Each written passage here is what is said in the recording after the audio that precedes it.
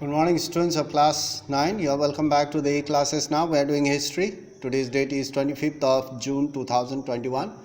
Now we are doing forest society and colonialism, and we are starting 1.1, the first subtitle.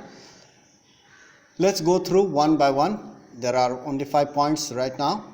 So now during 16th century, you can say that 1/6 of the landmass of our country, that is India, 1/6 of India was under cultivation. Means 1/6 of the land was under cultivation, and now it has gone up to half. But now during the 20th century, the landmass, half of the landmass has been under cultivation. As population increased and demand for food went up, as the population increased, the demand for food naturally goes up, and forests were cleared. So that means to bring more land under cultivation, the forests have to be cleared. So more trees were cut down. So in our previous class we have learned about the importance of trees. Now we'll talk about why deforestation.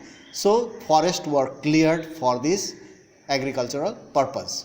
Number 2, in the colonial period, during the British rule, you can say that in the colonial period, cultivation expanded rapidly. Rapidly means quickly.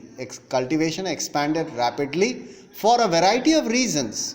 For a number of reasons, the cultivation has expanded. First, we'll talk about one or two examples. First, the British encouraged the production of commercial crops. So first, the British wanted to grow commercial crops so that they could sell in the international market and earn profit. So first, the British encouraged the production of commercial crops such as jute, sugar, wheat, cotton, rubber, tea, etc., and indigo, etc. So they put more stress, or they encouraged the Indian farmers to grow commercial crops. Number 3, demand for these crops, these commercial crops, the demand for these crops increased during the 19th century in Europe. In Europe, there was a great demand for sugar, jute, cotton, wheat, and indigos and other. So demand for these crops increased during the 19th century in Europe. To feed urban people, they wanted more food grains from colonies and to feed the growing urban people or their own citizens, and raw materials were required for industrial production. So for manufacturing of clothes, they required cotton as raw materials, and these cotton were supplied from colonies and from India also.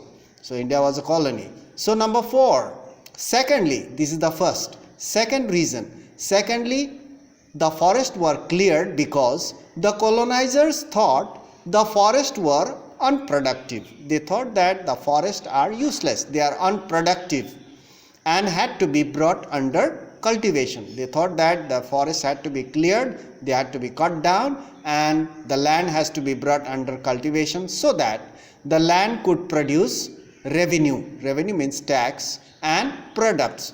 So the land could be used to grow commercial crops, as well as the land will provide revenue, tax. So in this way, trees were cut down, deforestation took place. Number 5, between 1880 to 1920, you can see the year over here. Within these 40 years, 1880 to 1920, cultivated area, the cultivated area rose by 6.7 million hectares. So the cultivated area increased after cutting down the trees. We always see, human beings always see expansion of a cultivation as a sign of progress. So we always see that expansion of cultivation as a sign of progress. But think properly, but the forest cover has disappeared. Because of this, we only see the outward, but we do not see the consequences, the result. But the forest cover has disappeared. So this is the result of increasing the cultivated area. So the forest cover has disappeared. These are the reasons why deforestation took place during colonial period. So now in our next class 1.2, sleepers for railway tracks. So the railway tracks were laid down in India and they required sleepers, and for that reason also trees were cut down. So we'll talk about that in our next class 1.2, the subtitle. That's all for today. Thank you very much for your watching. So